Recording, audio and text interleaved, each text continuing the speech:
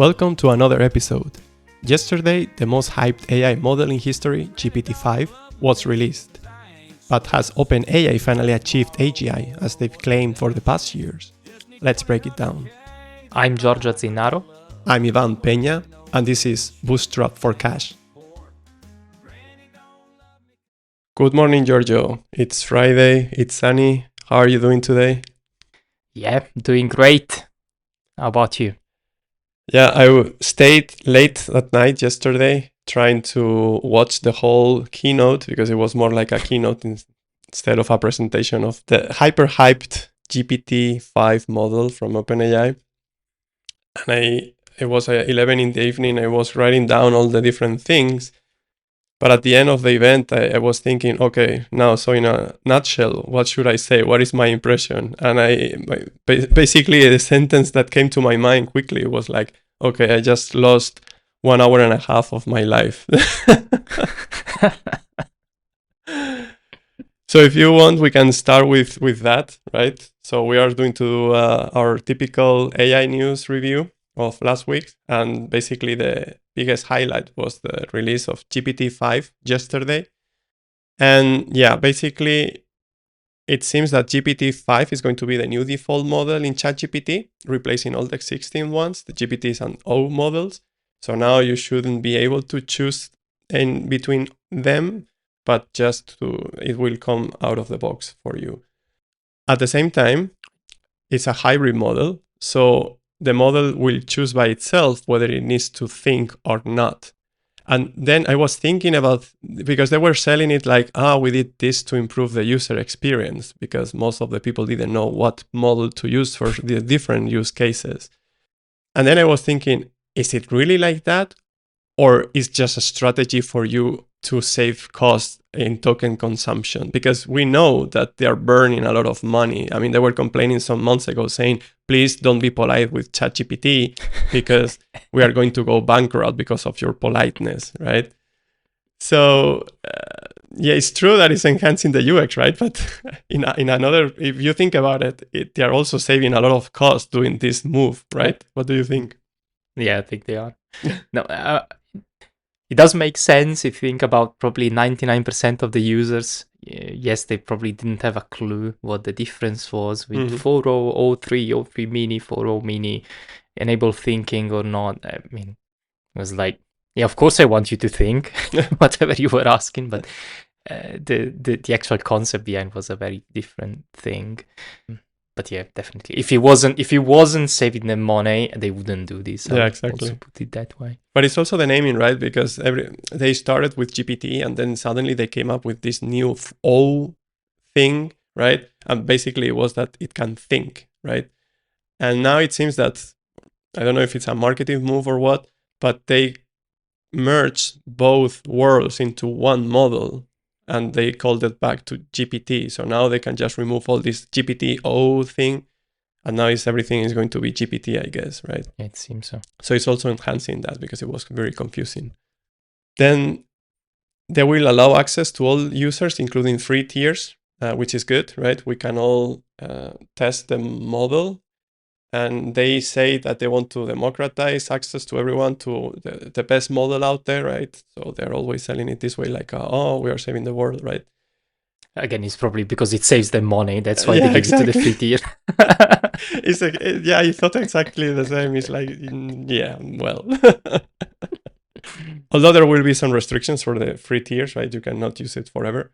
And so, yeah, but that is normal, right? It also was like that already before, that free tiers could use I think it was GPT 4.0 by default to an extent, and then it was downgraded. At the same time, they claim that it hallucinates less. They showed some benchmarks to confirm that.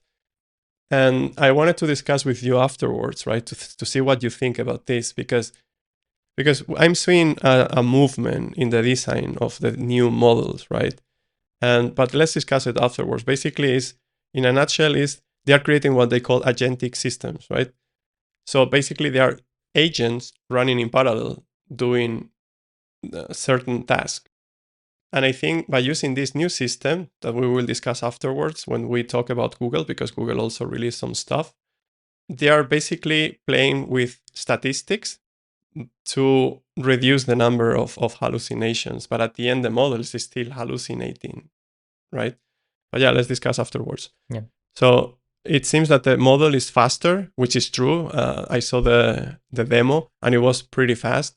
But to be honest, this is not really, I wouldn't consider this like a huge highlight, right? Because the models were not that slow anymore. They were quite fast already. So it's not really adding value. It probably matters more to them than to us, right? Exactly. Because they are more efficient with their GPUs and maybe they can run more executions at the same time. But it's not like you can notice it really on our end because they run on such powerful machine. But then again, it's cheaper, and again, it's probably much cheaper for them to run than previous model than it is for us. So yes, that's probably the highlight. And because it's much cheaper to run, it's also much cheaper on the API, and it's true. So the prices went down considerably. So GPT-5 will be, the cost of the input token will be $1.25 per token, while GPT-4.1 was $2. GPT-4o, it was $2.50, and O1 $15, crazy. O3 $2, and O3 with deep research also $10. So it's true that they reduce the cost, but at the end, I think it's the combination of the things that we discussed so far is what allow them to reduce the cost, which is always positive. Don't get me wrong. I'm not complaining or criticizing, but yeah. They need to compete with Gemini, right? That's Yes. the pricing they need to compete against. Mm-hmm. And now that you mentioned Gemini, the context window of GPT-5 is 256K tokens, which compared with Gemini.5 Pro, which is 1 million tokens, is like, I don't know what to say here, right? It's like, I mean, we are talking already, like, we have already a model months old that has already 1 million. And you come now saying, oh, this is the most expected model, and saying that it has a context window of 256, which is already an improvement compared to the other models from OpenAI, right? I think O3 was 200 or so, 200K. But still, compared to other providers, I don't see much added value. And actually, when they presented the benchmarks, most of them, if you watched the event, most of them, they were comparing themselves. So GPT-5 with their own models to see the improvement. But I didn't see any comparison with other providers, which is what the other providers are always doing, right? XAI does that. Gemini, Google also does that. They always compare with the others. But in this case, because they know they are not better, and we will see it now, they didn't want to compare with the other providers, but more with themselves. And in any case, in most of the benchmarks, they are already saturated, right? So it's not really much of an improvement when you already have 90-something% in most of the benchmarks. So if you have 94 or 96, it's not really a big difference. Then for two of the most important benchmarks, one is the ARC AGI, which is this pattern finding, they are simple tasks for human beings, but the idea behind them is that for models is quite difficult because they are not part of the training data of those models, right? And so for us, it's obvious how to solve them, but for models, it's quite hard. And GPT-5 in the ARC AGI 1 scored 65.7%, while Grok 4 has already a 66.7%. And with ARC AGI 2, it was more or less the same. So Grok 4 was beating GPT-5. And in humanities last exam, GPT-5 Pro with search had a 42%, while Grok 4 with tools, 44.4%. So we can say that Grok 4 is already beating GPT-5. So that's why probably they didn't show these comparisons. I mean, it doesn't look good, right? When you show that you are behind your competitors. But one thing they claimed during the whole event is that their model is great at coding, and they made it perfectly clear. So it seems, I don't know if they're trying, because they see a huge market, right, in the development world. And they even invited the CEO of Cursor to confirm it. And if you are using Cursor, you will see that GPT-5 now is the default model. So maybe they did some kind of partnership. But yeah, you can give it a try already. Yeah, Cursor was very pushy this morning. Yes. Wanted me to try out GPT-5, which I did. But it feel like it's been the usual sycophant. I asked it, okay, take a look at my code. What will you improve? And half of the points are, oh, very well done. You're already using TypeScript. Okay, not what I asked for. They were also saying that it's really good at UI implementation. And I was wondering if it's something related to the data that is out there available to train the models, that most of the people or most of the code is UI data. Because we saw already in the past that most of the models are good at TypeScript, JavaScript, and so on. But with certain backend model languages, they sucked a bit more. So I'm wondering if it's because of that or because the market, because if you think about it, all these tools, vibe coding tools like Lovable, Replit, and so on, they started basically focusing only on UI so that non-experienced people could come out with their website or a web app or something like that in a matter of minutes. And actually, I don't know because I didn't try them. Maybe we should pay one of the subscriptions to try them to say that, okay, now I tested it and I know what I'm talking about.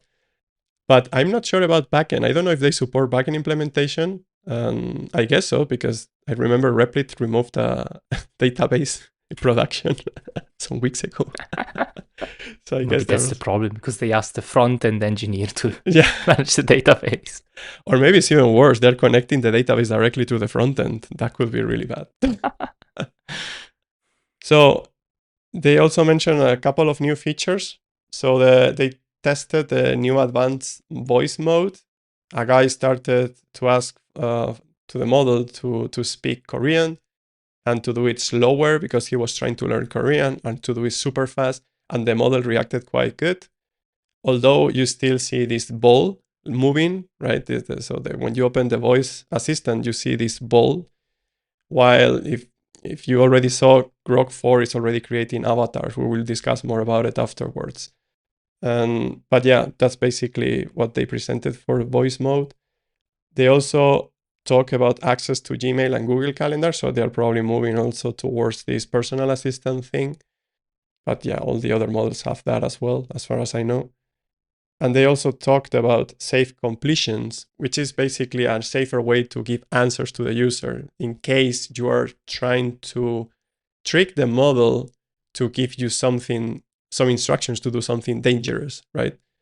And so the model now will be a bit more reluctant to give you this information and try to find strategies to avoid to give you this information until it finds out that you really want to have a good purpose for it, right?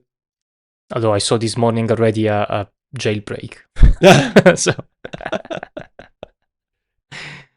they also claim that it's better at healthcare. So they invited a woman that had 3 different types of cancer, and she was complaining that doctors sent her a lot of jargon and so on that she wouldn't understand, but they were asking her to give feedback to decide how to move forward. And it seems that she used GPT-5 to answer all these questions, although GPT-5 was not released yet. So I guess I don't know if she had some kind of partnership with OpenAI or what. But yeah, anyway, so she used ChatGPT to lead her through all this jargon so that she could come up with an informed answer for her doctors. And yeah, so it seems that now they are moving towards this thing that GPT or ChatGPT needs to be the replacement, or kind of like an informed complement to your doctor so that you can do better decisions, which can be quite dangerous, to be honest, because many people will just use GPT instead of going to a doctor, right? Yes, I'm not sure if it goes in the same direction as being a safer AI. Yeah, it's not a very good thing to recommend. Skip your doctor and ask some random chatbot giving you random words as an answer. And we'll actually talk about this after the next point, right? Because we said already in the past that people are using ChatGPT as a replacement for their psychologists, right? And this is getting really an important topic, and we will discuss why. So the last feature they included is agentic coding for better programming, but we had already this, right? Like if you are using Cursor, you already have this agentic coding thing where you can just spin up different agents to code different tasks, right? They presented also that you could implement in a couple of minutes your own web app with ChatGPT, with GPT-5 in this case. But Claude is already doing that. If you use Claude Artifact, you can already play with it and create online your own web app by prompting, right? So it's not really something new that they are coming up with. So in a nutshell, I think they were claiming for months that they were achieving with GPT-5 this AGI that nobody knows how to define.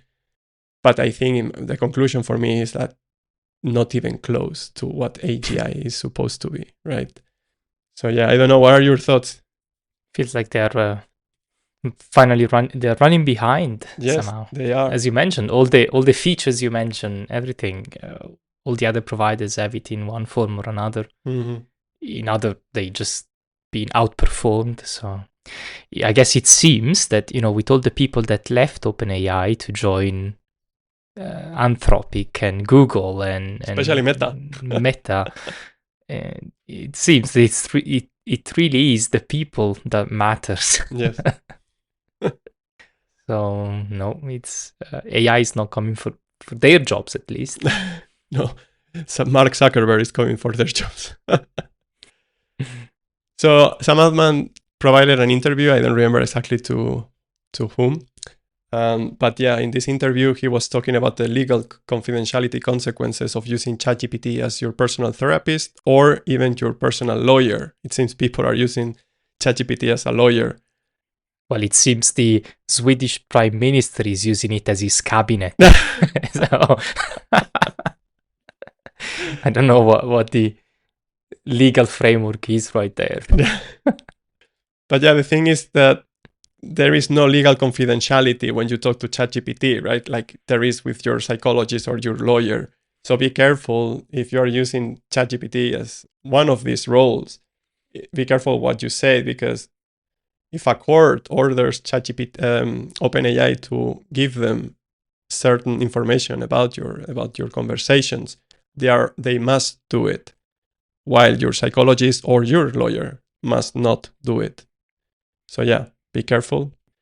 Another thing is a backlash from OpenAI that I wrote a post about in my LinkedIn. I will put it in the description if you want to see it.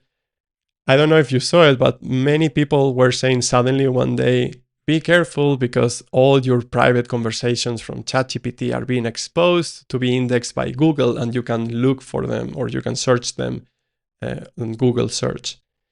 Giorgio and I saw it and did a little research, and it's actually not true what most of these people were saying. And actually I was surprised because many of the people talking about it were either companies or influencers that they are supposed to double check the data they publish, right? But they were completely bullshitting. It's not true, because yeah, OpenAI released a new feature in ChatGPT that when you click share your conversation, there is a checkbox that is by default disabled or unchecked, that if you check it, you allow that conversation to be indexed by Google and therefore searchable on Google. But it's by default disabled. You really need to click manually to do that. And most of the people were saying your private conversation are being exposed to Google, and it's not true. But in any case, in a couple of days after the release of this feature, they had to remove it, right? Because there was so much noise going around, and they claimed that they removed it because certain users were doing or enable this feature by mistake. It's like, how can you do that by mistake? I mean, first you need to check the checkbox yourself manually. And second is, why are you checking the checkbox if you don't understand what it means? Let's be honest, I'm not surprised. Yeah. many years making software, and I'm not surprised by users not understanding and not telling you, just clicking random things. Yeah. I say it's absurd. Then another thing is Anthropic cut off OpenAI's access to its Claude models. I don't know if you remember what we say already, that the internal people at Meta, they were using Claude as their coding model because the Llama sucks, right? And it seems OpenAI, well, it's not that they were doing the same, but it seems that they were training GPT-5 against Claude for the coding skills, right?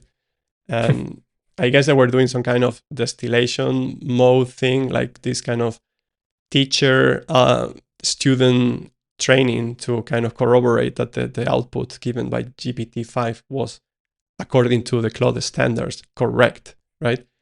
And Anthropic, they saw a huge peak in usage coming from OpenAI, and they basically cut off the access to them, which it makes sense, to be honest. But if you remember, we talked about this Windsurf telenovela that OpenAI wanted to buy Windsurf, and then it didn't happen because Microsoft, in a way, blocked the transaction. So Google bought the IP, the intellectual property, or certain intellectual property, plus the founders and some key employees, leaving the company, the product, and the other employees out of the wild, right? And then Cognition bought Windsurf. And I was wondering back then why Windsurf was trying to sell or to be sold. And then I found out that it seems that Anthropic, so they were using also Claude as one of the models, so that the users could use them. And Anthropic cut off the access to Claude once they found out that OpenAI was willing to buy Windsurf. And if you think about it, it's crazy. Like, all these companies depend so much on these providers, foundational model providers, that to the point that if one of them decides to cut you off, you are screwed. You really need to sell your company because you are bleeding users, right? Yes. And now, following up on this telenovela, now it seems that Cognition, who were presented like the saviors of the employees of Windsurf, it seems that now Cognition is offering buyouts to all the former employees as an alternative to inhumane working conditions. So it's actually, they need to decide till Sunday whether they take this buyout, which is, I think, is around 9 months of salary, or stay in the company and forget about having a private life. I think the conditions were 80 hours per week, which is crazy. So yeah, at the end, they were not kind of saviors, but more like they wanted probably the product and the intellectual property left by Google. Then going back to Google, they released Gemini 0.5 DeepThink, which is what we said before, this kind of agentic system, which is what actually Grok for Heavy is also using, this multi-agent system that basically, if I understood it correctly, maybe Giorgio, you understand it differently, but what I think they are doing is they spin up different agents to not to work on different tasks to achieve a common goal, which is how agents are supposed to work, but more to work on the same task at the same time. And at the end of the execution, another agent chooses between those different outputs what's the best, and they take that output as the final output. And if you think about it, this makes sense when they were saying, because they are now claiming that they're reducing hallucinations. If you think about it, if you have different executions for the same task for different models, at the end you are reducing statistically the number of hallucinations, right? And it's also what's happening if you use already a image generator model. It always comes with 4 pictures by default. So whenever you want to generate, you write a prompt and you generate a picture, it gives you always 4 different results per default. I mean, you can reduce to 1, but it's probably going to be shit. And that's also, I guess, is also a way to avoid hallucinations, right? What do you think? Yeah, I'm not 100% sure about the reducing hallucination thing. I kind of see why they claim that, but I'm not really convinced. But yes, I think the model, you described it well. It's like having it's like you're calling a meeting, right? You've got a room of people brainstorming to solve that specific problem. Mm-hmm. That's this idea. So before, agents were usually used to have like one agent per task, and you could have a small task being tackled by that specific agent. And the idea here is rather, let's have many executions thinking about the same thing, and let's see where the consensus is. I guess that's where these thing around the hallucination comes from. Say, oh, if we reach consensus on one specific topic, then you could assume that the one outlier is going to be an hallucination. Mm-hmm. This thing ideally should, however, be baked into the model itself. The way the architecture works, there is a higher probability of getting whatever was in the training set most often. So that's supposed to be the part where you avoid hallucination. But hallucinations usually come when it's something that is either not in the training set at all, or maybe it's a bit fuzzy. So I'm not 100% convinced that this will be really life-changing when it comes to hallucination. Mm-hmm. But it is a very interesting approach, especially for thinking and reasoning problems. What I would like to see next is, if you think about it now, the way this tool does it, Gemini, because it's obviously their model, it's, I don't know, 4, 8, I don't know, 16 instances, I don't know how many they use, of the same model. So if you go back to that analogy of the meeting room, you have a meeting room full of clones, which is like the definition of an echo chamber, you know? Yes. They could all be going towards the same solution. Whereas, in my experience as a human, you usually get the most value when you got also some diversity. So people bring different points of views. Imagine doing the same also with different models. So you could have thinking, all the models that trying to tackle the same problem, and then you go and evaluate or try to find a consensus rather than picking the winner. Nowadays, there are some tools already. There were some, these tools called the arena, basically. So the idea was, you had a problem and you get some sort of tournament. So you get different models to run against the same prompt, and then the user decides which one is best. Mm-hmm. And through that, you can decide that certain LLMs are better than others at certain tasks, which is fine. It's a very nice approach. But this idea also behind Gemini DeepThink would also be interesting, in my opinion. So having many models doing the same thing, and then trying to consolidate all the information you get from different models into one piece of info. I think this would also be interesting. I'm not sure if there is anything out there doing that yet.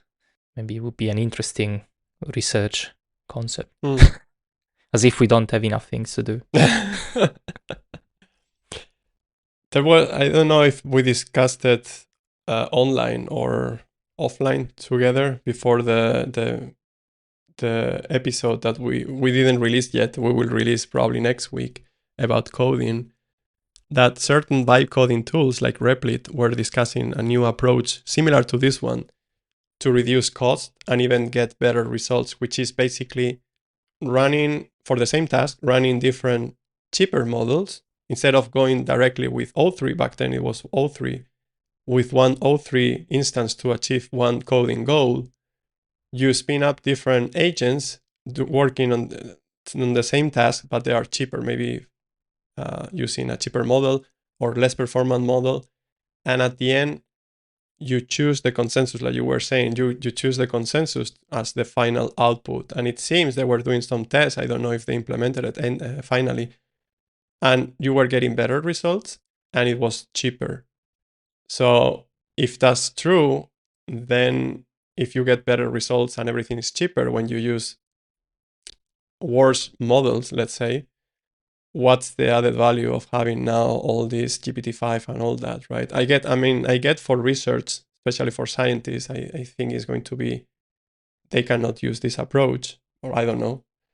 But for coding, which seems that is going to be the core value for all these companies, because everybody's moving towards developing, right? I don't know if these new big models are going to be used at all, right? If at the end all these vibe coding tools are going to use this new approach of using cheaper models in parallel. I'm not sure. It looks like a bit. It's a bit of a stretch, but it reminds me a bit of MapReduce. It's a rather well known, and now you could say it's a very well established, say, pattern. Algorithm would be wrong. A data processing pattern. You can do many things in parallel first on your data, the mapping part exactly, and then the reduce becomes consolidating the data that you worked on in parallel first. So maybe in that concept, usually the mapping part is the one that you can break up the most. So maybe smaller models can operate very well. For example, on single files in this case, right? You could have lots of smaller agents with using smaller models operating at maybe a file level or at a function level. But then you need something at the end that takes everything that was done and makes sure everything fits together, right? That it's consolidated. Or probably, if you think the way it works, it's even the other way around. So you have the orchestrator step. There must be something that understands everything. And that is also a bit how we work as humans. So if I'm tackling a new code base, I probably need to read most of it first to try and figure out how it works, how the code is written, what are the patterns that are being used. But then I can focus, and when I need to fix a specific bug, I don't try to keep everything in my mind. I kind of switch off that part of the brain. I go and look at those specific few functions that I need to fix and fix those, and then go back and make sure that they fit in the larger, in the global picture concept, in the big picture, once I'm merging the code back. So maybe that would be the place of the larger models with a larger context window. Could be. In any case, it seems that as we discussed in the Future of AI podcast, it seems we are getting to a ceiling, to the point that the current architectures cannot move forward in the evolution towards AGI, whatever that means. So I don't know. There are already scientists working on, or researchers working on different architectures, but it seems that we got another ceiling, like it happened already with deep learning, because everybody's moving to this agentic system or multi-agent system. So one model by itself, it seems that it cannot evolve further. But maybe I'm wrong. Let's see. Let's wait for Gemini 3. Maybe Google comes up with something smart. And at the end, they are the creators of Transformer, right? So let's see. So it seems this agentic system works because Google DeepThink officially got the gold medal in the International Mathematical Olympiad, which is this yearly Olympiad where a lot of students around the world gather to compete with each other with very complex mathematical problems. And it seems Gemini DeepThink won this year. What is interesting is that Google partnership with the International Mathematical Olympiad, and they argued, they agreed that they wouldn't release the results after a while, after the end of the Olympiad, because they didn't want to remove the spotlight from the students, which makes sense, right?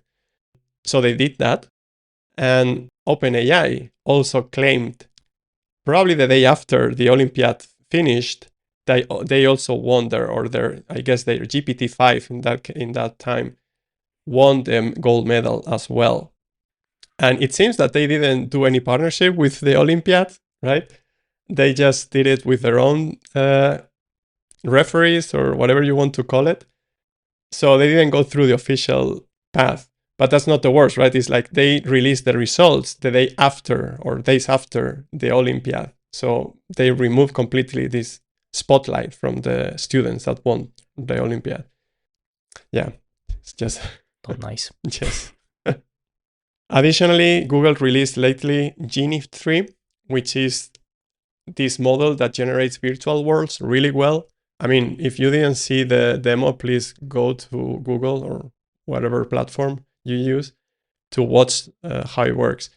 I mean, we had already models doing that from Chinese providers like Tencent. I think Alibaba has its own as well. But here, it's more like a game that you can control. I was going to say, imagine GTA 6. Yes, exactly. It's like GTA. That's what they're competing against. Yes. I think they're going to kill Rockstar Games, apparently. Exactly, and this is crazy, right? I mean, it's not enough that they're going against Hollywood, right, to create new videos with VO3 or new films. So you, at the end, I guess the future is that you have something like Netflix. I don't know if it will be Netflix, but you can choose the film you want to watch in every moment. You decide the plot, or you decide how the movie is going to end. I mean, this kills completely the unknown, right, thing. But also now it's also for video games, right? You can create your own video game with the plot that you want. And this is crazy, right? I guess this is the future. Then when it comes to Meta, Mark Zuckerberg made an announcement about superintelligence, claiming that their internal models are starting to improve themselves. And is this marketing or reality? Because obviously they didn't present anything. He just said it, right? So we need to believe him. We need to believe Mark Zuckerberg. So yeah, I don't know. What do you think? For me, it's clear, right? I think it's just marketing. We can't even trust that he wrote the email himself. I think I saw some. I think I saw some M dashes, so probably Llama wrote it for him. And then Microsoft presented this new paper on the impact of AI on work. So they did an analysis and published a paper. We will put it in the description so you can see it if your work or your job is in danger. And it's an interesting table because the most affected one is interpreters and translators, which, I mean, it was clear, right? And historians is the second. Passenger attendants. I don't know about that one, to be honest, because for that one you need hardware, right? I mean, how can you attend a passenger if you don't have a robot or something? And sales representative of services, writers, and authors. I mean, this was clear, right?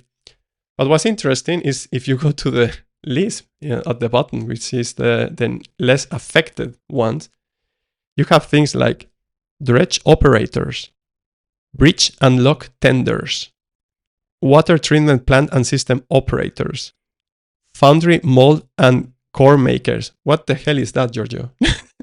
I'm actually surprised about the bridge and lock tenders. Usually they are self-service. Yes. Like if you need to go through a lock, you often press the buttons yourself. I don't know. Maybe there are some more complex checks that a human needs to do, right? Yes, but I don't know. I to be honest, I don't understand it well enough to say, but I'm curious about many such things. Also, like the ones around CNC, really machining. I mean, it needs so much. Nowadays, it needs so much human. In fact, there probably could be a lot of improvements in machining technology, but to say that it can be automated by AI, I don't know. It feels like a very odd analysis. Yeah. Really odd. Also, sales, like it's so hard to do sales. If it was so easy that you just we wouldn't be here, right? We would be billionaires. We wouldn't be here. It's not that we don't like spending time with you guys doing this podcast, but yeah, maybe could be better to be in a beach or something like that. And the last news is from XAI. So Grok image and video generator adds a spicy mode for heavy and iOS users. we will put the link on X or to this new, and you can see there that many people already started to try out this new feature. And basically they were saying, this is porn, guys. This is it's basically porn on demand. And so yeah, and this is coming from the guy who was saying that humans are in danger, we are going to extinct because of the reduction in birth rate. And now he comes out with this, right? It's kind of conflicting. I don't know. So yeah, that's the whole review of the latest AI news. Let's go with the product updates. Giorgio, do you want to give some updates there? So we are making progress becoming a PayPal partner, joining the PayPal partner program, so that we can handle even more countries in Live Monetize. Because again, if you missed our rant on payment systems, probably in a previous episode, so it's nightmarish when you need to handle payments, and even more so when you want to handle payments like as a marketplace, as an intermediary. But we're getting there. I think this partnership with PayPal would be quite useful. And actually, we are owners of an LLC in Delaware because of these payment restrictions, right? Yes, because doing businesses in Europe needs to be so complicated. Mm-hmm. And then, what else? Insta replies. We have some first users doing some testing. We need to improve our infrastructure there. And we got an answer from Meta after 1 month. Yes. And of course, it was negative. But at least they replied. Yes. Again, hopefully, the LLC is going to be the answer. Mm-hmm. And then, so we said a while ago we dropped that X Pro something. Now you're trying out LinkedIn Premium. Yeah. Now is that going, Ivan? I got some good results at the beginning. One of my posts, you could say, went viral. I think it got like almost 9,000 impressions, which is, for me, is going viral, right? Probably for a normal influencer, that's shit, right? But for me, it's really going viral because most of the time I don't get more than 1,000 impressions. But I'm wondering if it was really because of LinkedIn Premium or because I had a good idea and I put it in a post, right? Because I couldn't manage to replicate the same results with the other posts. So I'm starting at the beginning. I thought it was because of I was paying. Well, I actually not paying. It's just the trial period. But I thought it was because of LinkedIn Premium. But now I'm starting to feel like skeptical. So I don't know. I will keep trying anyway. But yeah, after this month of trial, we can give you more feedback if it makes sense to get LinkedIn Premium. But we got already some feedback about it, that if LinkedIn is not your main distribution channel, probably it doesn't make any sense. And if you are going to use LinkedIn as a distribution channel, probably it's going to be because you are a B2B startup, right? So since we don't know yet what's going to be our main distribution channel, because our target are content creators, and LinkedIn is not much about content creators. I think it's more like Reddit, and I don't know about other tools, but maybe not LinkedIn. But we need to find it out, right? Yes. That's the always usual advice, right? You need to go where your customers are. Mm-hmm. And we still need to figure that out, I guess. We are hoping that since we have contacts in this world, we will get quite some word of mouth push. But yeah, you never know. We are hoping for it. But yeah, let's see. We'll have more info probably in 1 month. So yeah, that's it for today. How was it, Giorgio? What do you think? Was it too long? No, I think it's good. Good. There's lots of interesting info. Anything else on your side? I think that will be all. And talk to you next week.